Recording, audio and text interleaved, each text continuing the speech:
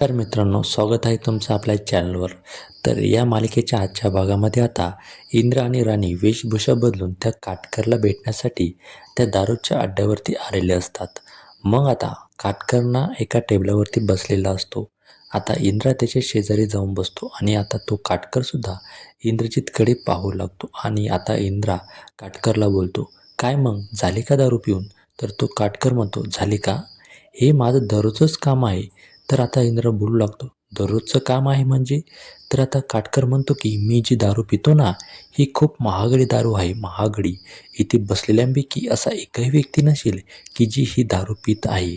ती दारू मी पीत असेल. पैसाच इतका आहे आपल्याकडे."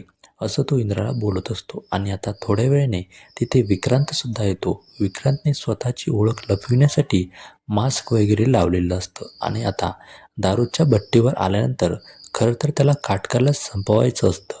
तर तो आता एका ग्लास घेतो. आता त्या ग्लासमध्ये तो विष टाकतो आणि तो ग्लासकडे बघून म्हणतो, की "काटकर, आता तुझा विषय मी लवकरच संपवून टाकतो. खरं म्हणजे जोपर्यंत तू आहेस ना, तोपर्यंत हे प्रकरण मिटणारच नाही. मला माहिती आहे की इंद्र आणि राणी तुझ्या मागावर आहे. मग पण हा जो म्हातारा आहे, हा म्हातारा या काय शेजारून बसलेला असेल. आता हा म्हातारा किती वेळ काटकरसोबत बसतो काय माहीत. तोपर्यंत हे जे हा तिथून उठत नाही आहे ना, तोपर्यंत मला काटकरला विष पाजता येणार नाही. आता मला वाट पाहावी लागेल, हे म्हातारं केव्हा उठतं त्याची." तर आता राणीसुद्धा थोड्या वेळाने मागच्या बाकावरती जाऊन बसलेली असते. आता इंद्रा काटकरला म्हणतो, की "अजून काही सांगा ना मला तुमच्याबद्दल. तुम्ही काय करता?" तेव्हा तो बोलतो, की "मी महत्त्वाची कामे करत असतो." तेव्हा इंद्रा बोलू लागतो, "तुम्ही काय काम करता? मग दारू का पिता बरं तुम्ही?" तेव्हा तो बोलू लागतो. तो म्हणतो, की "माझी जी सून आहे ना सून, ती मला पैसे देत नाही खर्चण्यासाठी. त्यामुळे मला अशी आगळी-वेगळी कामे करावी लागते आणि त्यातून जो पैसा येतो ना, त्यातून मी अशी दारू पितो." तर आता इंद्र बोलू लागतो, "हां, हे सगळं बोलतोय. याला 4 वर्षांपूर्वीच काय झालं हे सगळं आठवतंय. परंतु आता याने मला जो मारण्याचा प्रयत्न केला होता ना, त्याबद्दल हा काही का बोलत नाही आहे? याच्याकडून सत्य काढून घेण्यासाठी असेच उलटे-पालटे प्रश्न याला विचारावे लागतील." आणि मग पुढे इंद्राच त्याला बोलतो, "तुम्ही आता मागे काही काम केलं आहे का? नाही म्हणजे मलासुद्धा तुम्हाला काही काम देता येईल." तेव्हा तो बोलू लागतो, "हो ना, डकेती करणं, पैसे लुटणं, एखाद्याला फसवणं, एखाद्याला वाईट कामासाठी मारणं, त्याच्याकडून पैसे काढून घेणं, ही अशीच माझी डकेती सुरू असते." तेव्हा इंद्रा बोलू लागतो, "खरंच तुम्ही अशी कामं करता का?" तेव्हा तो म्हणतो, की "हो, अशीच कामे करतो मी आणि माझ्याशिवाय ह्या गावात दुसरं कोणीच अशी कामं करत नाही." मग इंद्रजित म्हणतो, की "जे सांगायचं आहे ते बोलत नाही आहे." आणि हा तो काटकर म्हणतो, की "कोणाला मारायचं असेल किंवा कोणावर दगड फेकायचं असेल तर तेही मी करू शकतो." आता इकडे राणीचा मोबाईल हा ऑन असतो आणि ती सगळं जी आहे ती रेकॉर्डिंग करत असते. इंद्रजित आणि काटकरमध्ये काय बोलणं सुरू आहे ती सगळी ती रेकॉर्ड करत असते. आता काटकर बोलू लागतो, की "हो, हो, तेच. एखाद्याच्या अंगावर दगड जरी फेकायचं असेल ना, तर ते सुद्धा मी पैसे घेतो. त्याचेसुद्धा मी पैसे घेतो."